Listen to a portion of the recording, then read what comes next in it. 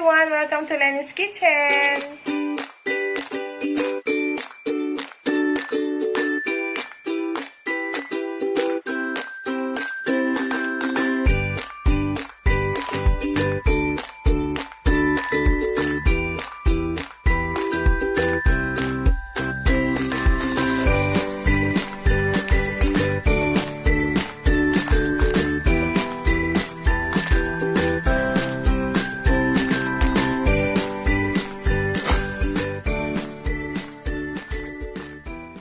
Hi everyone! Welcome to Leny's Kitchen! So today I'll be cooking fried chicken KFC style with side mashed potato and gravy. So this is the first step. I-marinate muna natin yung chicken. This is very cold. Galing siya sa freezer and then tinog. And then I wash this with very cold water. And then I put in pepper, as you see, pepper, salt, and then onion and garlic powder.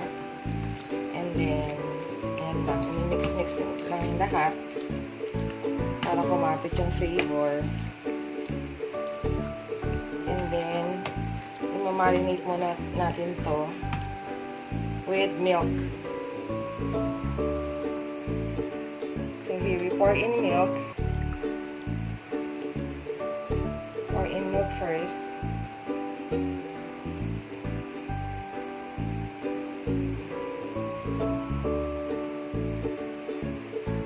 So we poured in half of the can of the milk. Saka natin siya i-blend it well. Medyo kinakamay ko na siya kasi para mas kumapit yung flavor sa chicken. And then just marinate it for about 15 to 30 minutes before deep frying. So here, this is ready for frying. So after 30 minutes of marinating the chicken, so here, by the way, nilagay namin to sa freezer after marinating. So, malamig siya kasi yun yung secret for a crispy fried chicken. Then, these are the ingredients for coating. So, here, after marinating, we pour in the beaten eggs dun sa ating chicken mixture or chicken marinade. So, there. Just have to mix it well para mag-blend yung flavor nung para kumapit yung egg dun sa mixture.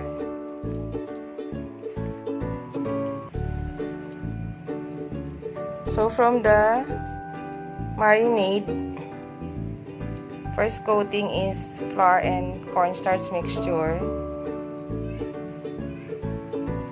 and then dip it again in beaten eggs.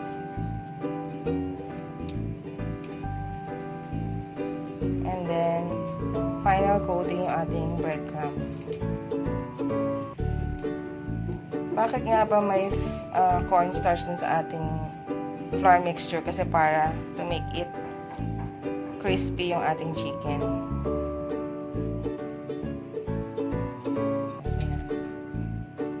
So, just repeat the process and then after that, it's ready for frying. So, these are ready for frying. Na-coat na siya. So, next step is deep frying.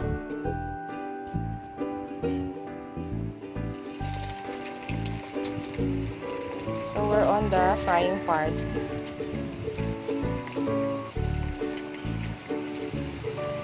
Just two at a time kasi yun lang ang kaya ng deep fryer. So, just fry everything. Repeat the process.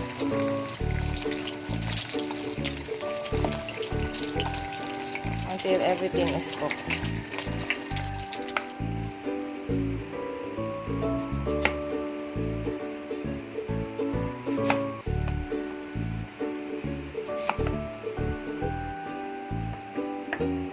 So let's start cooking. So I cut the potatoes into quarter. There, and then we have to boil it for about 15 minutes or until the potatoes are tender or soft. So here, just cover it and bring it to a boil until lumambot yung ating potatoes. So after 15 minutes, ayan, nagbo-boil na yung ating potato. Pero we have to test kung malambot na siya.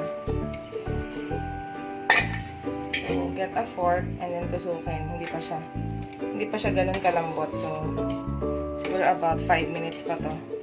Kapag malambot na talaga yung potato, so pwede nating i-off yung apoy. And then we will mash it later. So, after about 5 minutes, yan.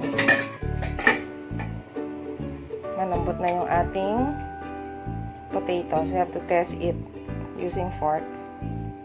There, since malambot na siya, diba? Ayan, nahati na siya. So, we can turn off the flame. Turn it off. Then, we will drain it and then imamash na siya.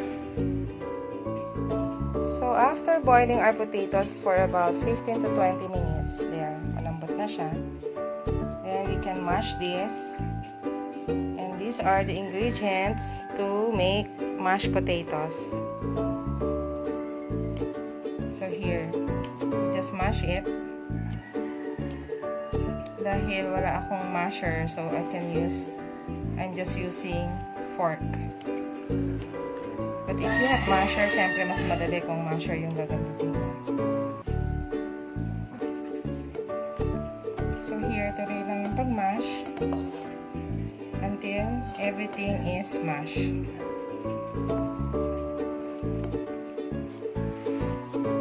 So here, after mashing all the potatoes, nabubulo na ang lola nyo. So we add in salt. I'm using iodized salt and pepper.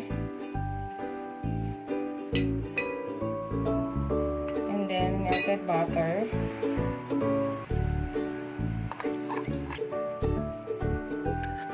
Ang pag-pour ng melted butter is little by little lang. Ayan. And then we pour in milk. Little by little lang din. And then just mix it para kumapit yung spices doon sa ating mashed potato. And then, repeat the process. Add in iodized salt, fine ground pepper, a little butter, melted butter, and then a little milk. You can use also yung other kinds of milk here. If you want fresh milk, pwede rin. But I'm using evaporated milk. This is not sponsored, pero Alaska Buchanan. So I'm using evaporated milk. And mix everything well. Ang gusto namin is yung medyo may texture na mashed potato. That's why hindi ko siya minash ng pino-pino. But if you want softer, smoother mashed potato, all you have to do is i-mash lang mabuti yung potatoes until you achieve the texture na gusto nyo. But for us, ganito yung gusto namin texture. Medyo ano siya, medyo may texture. So here, after pouring everything, lahat ng ingredients, so ito na, tsura ng ating mashed potato. Diba? I poured in all the milk and all the melted butter. So here. Masarap na siya, di ba? Sarap na ng itsura niya. So, here. So, here's our finished product. This is our mashed potato. And since tapos na rin i-fry ang ating chicken, so here it is. There are fried chicken, KFC style. So, ready na ang ating chicken and mashed potato, but we will still cook the gravy. That's next. So, first, we pour in a little oil. And then, a chunk of butter.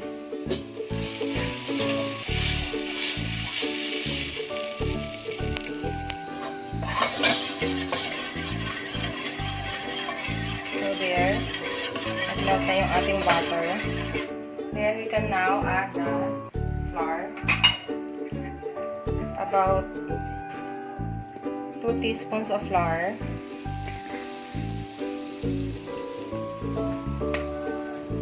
And then, just mix it para hindi mag-melt.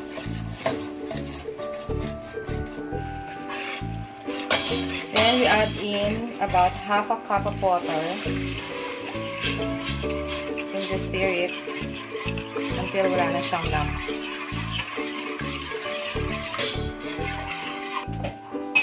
Then we add in our ground pepper.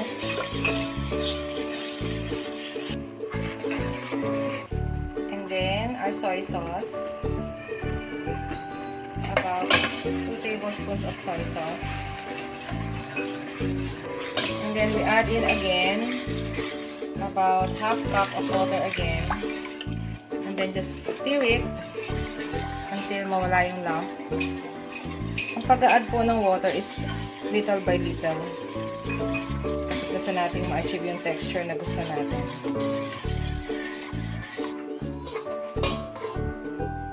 Then, squeeze about 5 kalamansi.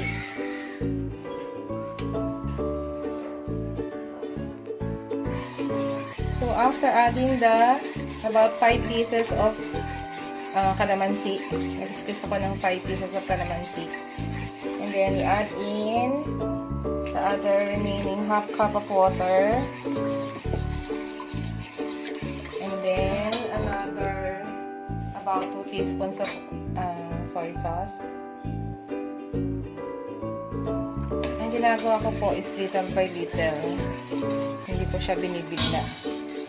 Para na-adjust ko yung texture and yung timpla ng ating gravy. So here, after natin i-combine lahat ng ingredients, add a little salt to taste. Salt and pepper to taste. Nilagyan ko na ng pepper earlier. And then we add in our cornstarch para pampalapot ng ating gravy. Then just mix it well, stir it well until lumapot yung ating gravy, until it thickens.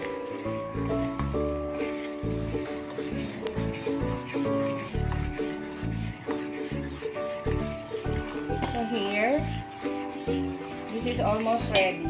Pero, dahil tinikman ko siya, medyo kulang siya sa pepper. So we add in a little more pepper and a little salt to taste.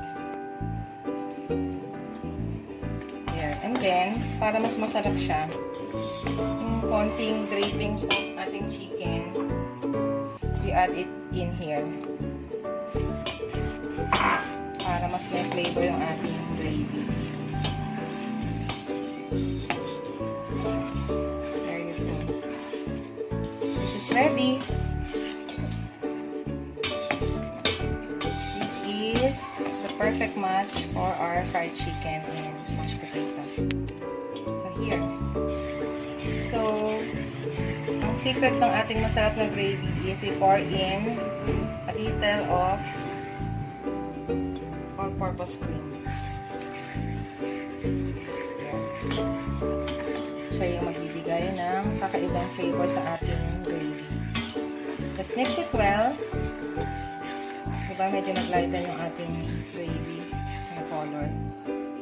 Pero, definitely, masarap yan. Kasi secret ingredient. Pwede rin naman, you can use din naman evaporated milk if hindi available ang all-purpose cream sa inyo. So, if wala kayong all-purpose cream. Pero mas masarap siya ng all-purpose cream. So, here, this is ready. This is our gravy for our fried chicken, KFC style, with mashed potato. So, here's our finished products. We have our fried chicken, KFC style, and then with matching mashed potato, and of course with homemade gravy. So here, if you love this video, please like and share, and don't forget to subscribe to my channel. I'll see you again in my next vlog. Thanks everyone. Stay safe. God bless.